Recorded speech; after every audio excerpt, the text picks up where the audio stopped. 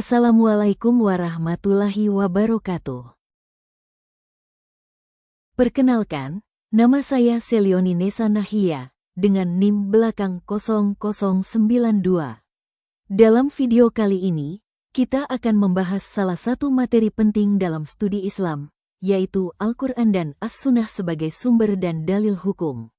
Materi ini sangat penting karena menjadi dasar bagi semua ajaran dan aturan dalam agama kita. Mari kita bahas. Pengertian Al-Quran. Al-Quran adalah kalam Allah yang diturunkan melalui malaikat Jibril kepada Nabi Muhammad sebagai pedoman hidup umat manusia. Al-Quran menjadi sumber hukum pertama dan utama bagi umat Islam. Di dalamnya terdapat petunjuk tentang akidah, ibadah, akhlak, muamalah, hingga kehidupan sosial. Pengertian As-Sunnah. As-Sunnah adalah segala sesuatu yang bersumber dari Nabi Muhammad, baik berupa perkataan, perbuatan, persetujuan, maupun sifat beliau. Sunnah berfungsi menjelaskan dan melengkapi ajaran Al-Quran, sehingga menjadi sumber hukum kedua setelah Al-Quran. Kedudukan Al-Quran dan As-Sunnah sebagai sumber hukum. Dalam Islam, Al-Quran menempati posisi tertinggi sebagai sumber hukum.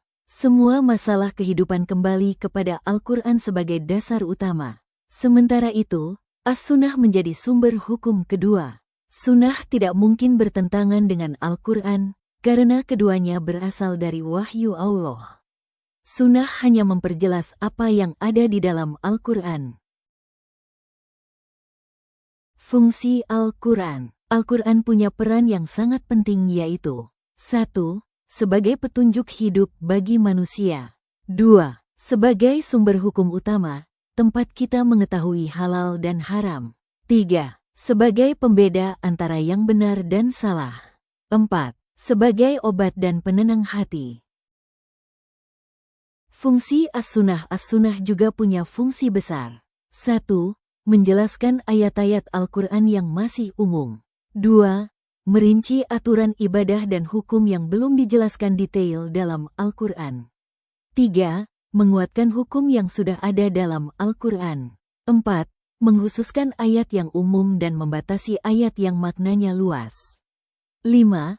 Menetapkan hukum baru yang tidak disebutkan secara langsung dalam Al-Quran, tetapi tetap sesuai dengan prinsip syariat.